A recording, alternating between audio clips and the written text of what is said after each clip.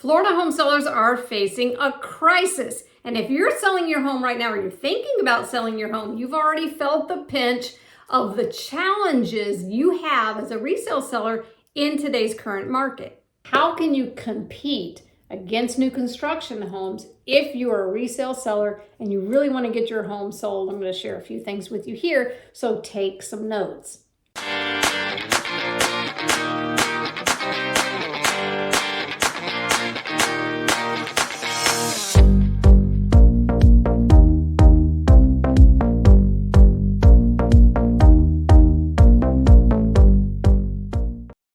Hey, my YouTube friends, Catherine Newman here. A lot of home sellers are very frustrated with the way things are going. I want to make sure I'm helping you out if you're thinking about selling or you currently have your home on the market. And if you find value, I really appreciate it if you'd like this video and subscribe to this YouTube channel so I can keep making content that helps answer the questions you might have about these markets.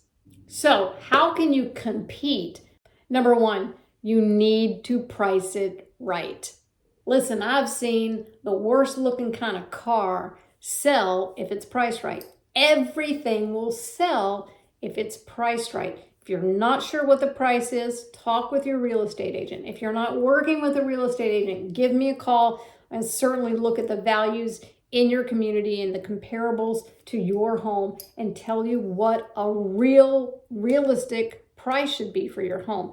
You have to price it right so you're not chasing the market.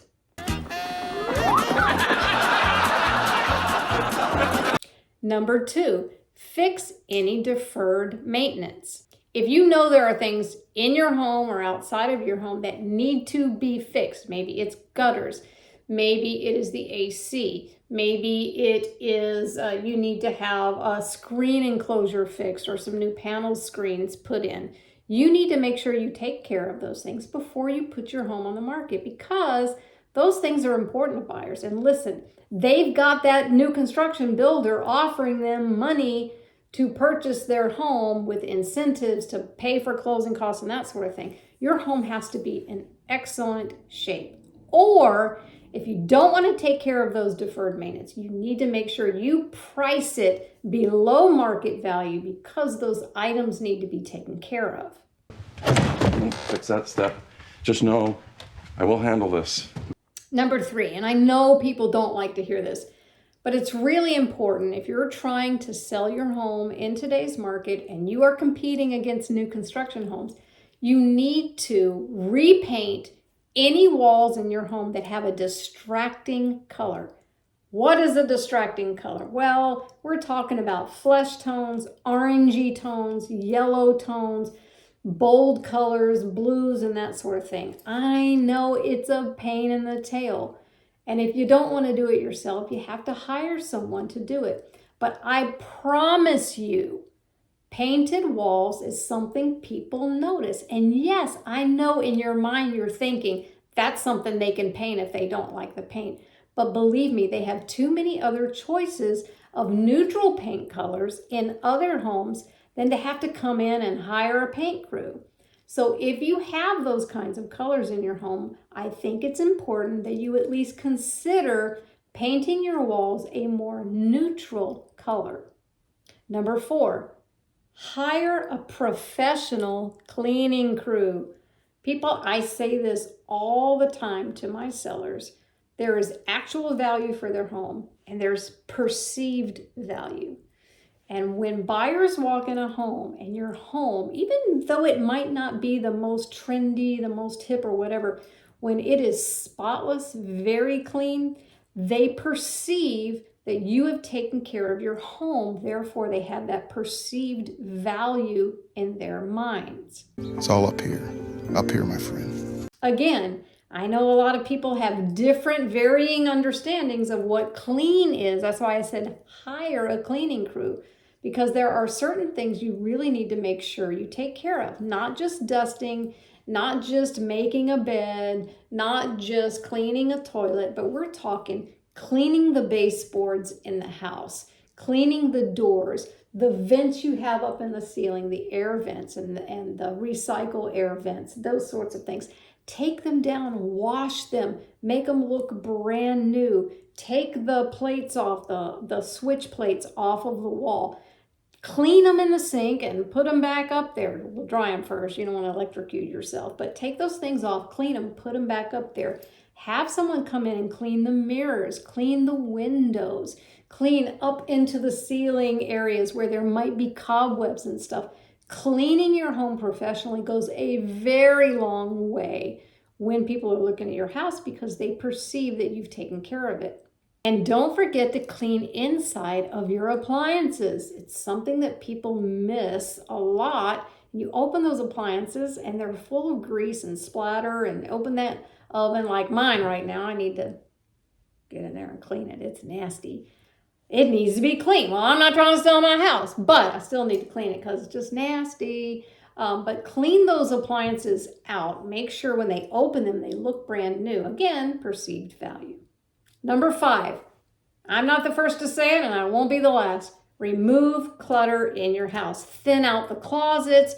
If you have a seasonal wear, I don't think many of us do that here in Florida like we did when we lived in colder states, but if you've got too much in your closet, it's just overcrowded, thin it out, give stuff away that you're not wearing anymore. Take stuff to charity, Goodwill, Salvation Army, whatever. Give it away to people that might need it. And just thin out your closets. Make them look a lot bigger than they are. And give things away. If you've got clutter in a room, if you've got too many pieces of furniture in a room, have it removed. You want your house to look as big and open as possible when you're trying to sell. And of course, hate to tell you, take down any personal collections of things that you have. Unless they're hidden in a bedroom or something where they're not prominent when people walk through the front door. So if you've got a whole wall of beer steins, which, hey, that's cool. But, sometimes that's a distraction to buyers when they come in. Depersonalize your home. Take down all of your collections. If you've got creepy dolls, oops, sorry, did I say creepy dolls? If you have a doll collection. What is the creepy doll thing? I just need to know. Make sure maybe you put those in another room or something that makes it look a little more thinned out when they come into the main living areas. Take down personal photos, personal items, because people want to come in and see themselves living in that home, not you.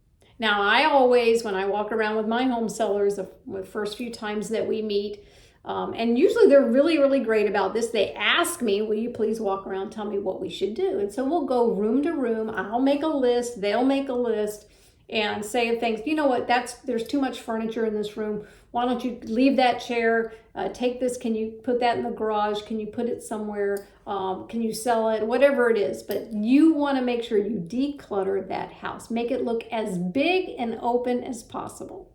Number 6, this goes without saying, improve your curb appeal. Mow your grass, edge, take all the weeds out of the flower beds, freshen up mulch if you have mulch. Just make the outside of your home look as inviting as what you want the inside of your home, because it's the first thing people see.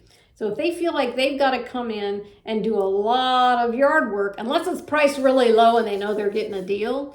But if you're pricing it at market value and you're expecting people to come in and pay that price that you want for your home, then make it look appealing right when they drive up with their agent.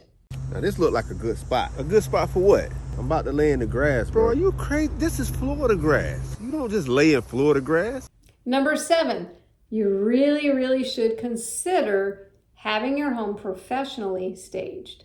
Now, I know people don't want to hear about staging because we all feel like, hey, I love my house, right? Someone else is going to love it too. Well, that's not always the case. Remember, staging is not to make someone love your taste or to love a certain taste. Staging is to appeal to more buyers and make your house stand out more than the actual things in the house.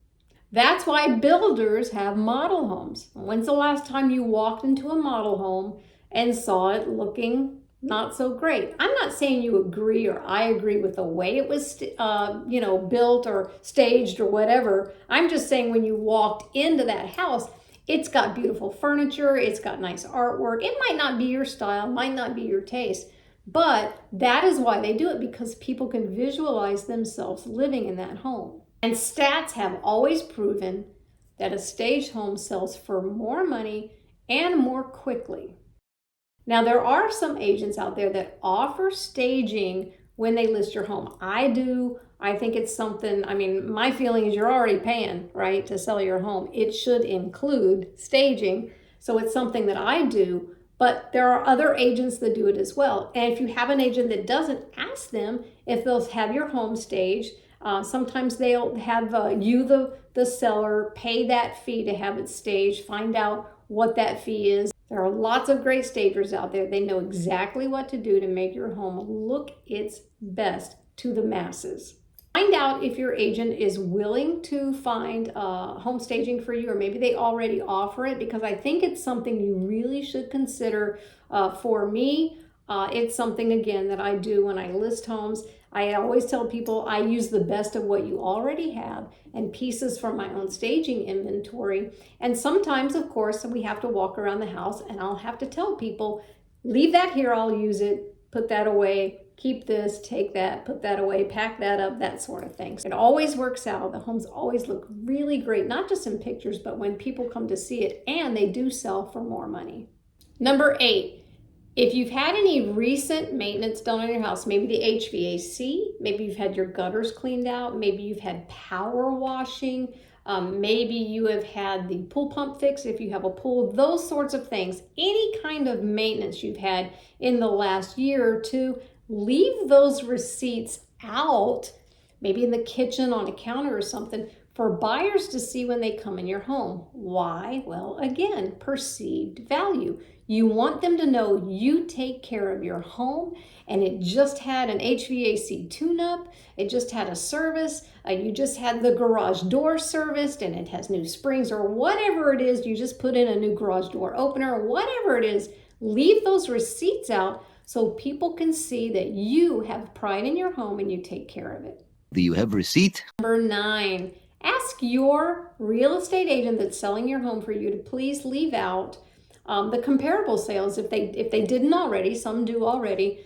I always leave out the comparable sales because I want to make sure buyers coming in know that this house is priced well. It is very competitive with the market, and I want them to see. Now, some of you might say, well, what if they end up going to that other house? Listen, honey, they were already going to go to that other house if it fits their criteria. So I feel like it is in the best interest to leave that information out, because I want to be able to defend and prove the price that I have on my seller's home is a good price. Now, I will say that in today's market, because we're still dealing with, the unicorn years of the pandemic and that sort of thing, that even 6 months ago prices are different than they are now, that sometimes the comps can be a little skewed. They're kind of all over the place right now, but you really want your agent to be able to explain why the house is priced the way it is.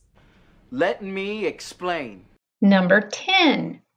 Well, this should go without saying. However, you want to make sure that your agent is providing professional photos of your home the best time of day, hopefully on a day where it's really nice and sunny outside. And you also want some drone photos of your home as well. Now, if you're paying a really discounted fee to an agent, they're a discount broker, then you should not expect them to do professional photos, because that's a big investment.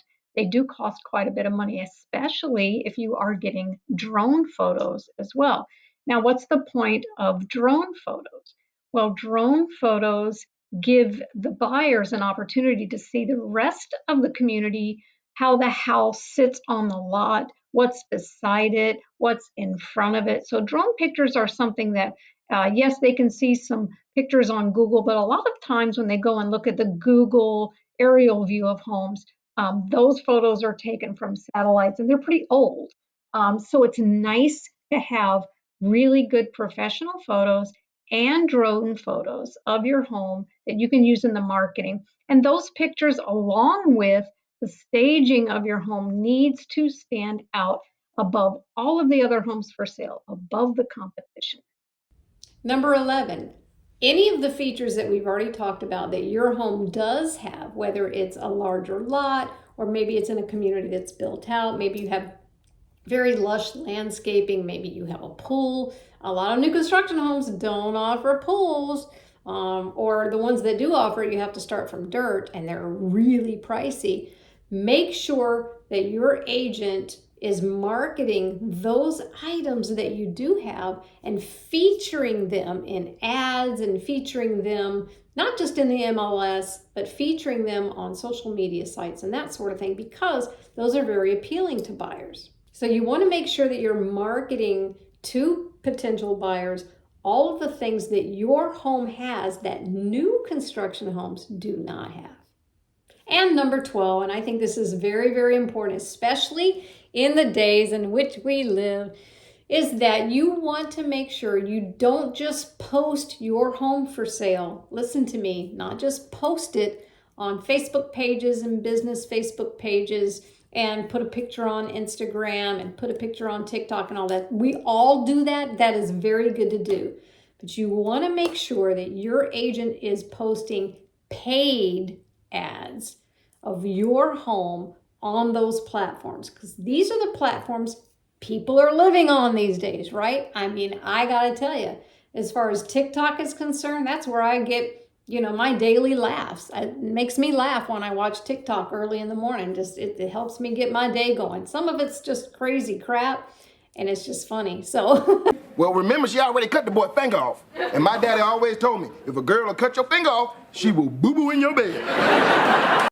But I also see a lot of ads on TikTok and Instagram and on Facebook pages and YouTube. So you want to make sure that these platforms are paid platforms that follow people around social networks and social platforms. And what do I mean by that? Well, we call that funnels, click funnels. So you know how one day you get on your phone and you're like, oh, I'm looking for a mattress.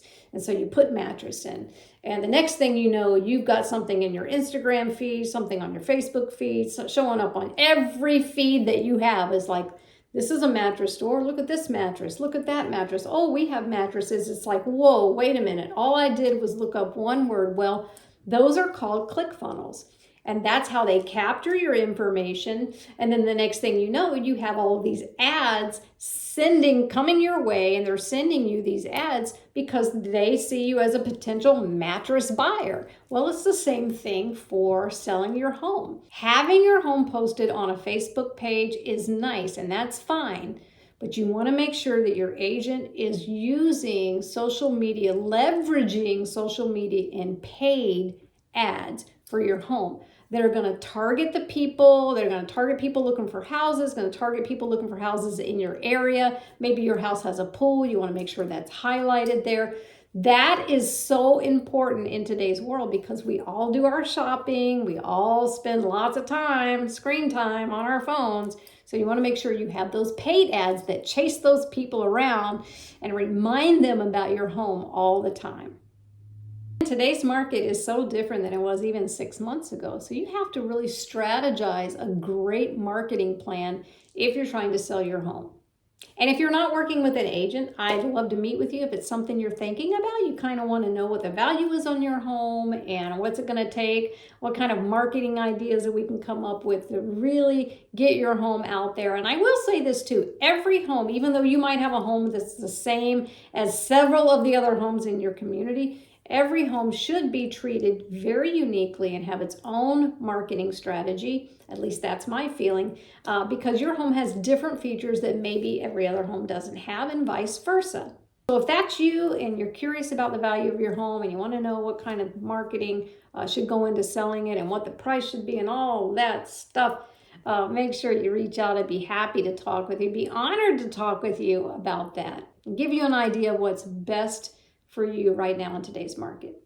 And if you got some value out of this, you heard a few things that just made your brain go, yeah, that's an idea. I'd love for you to like this video and subscribe to this YouTube channel so I can keep this stuff coming out. I'm Catherine Newman. I look forward to seeing you next week.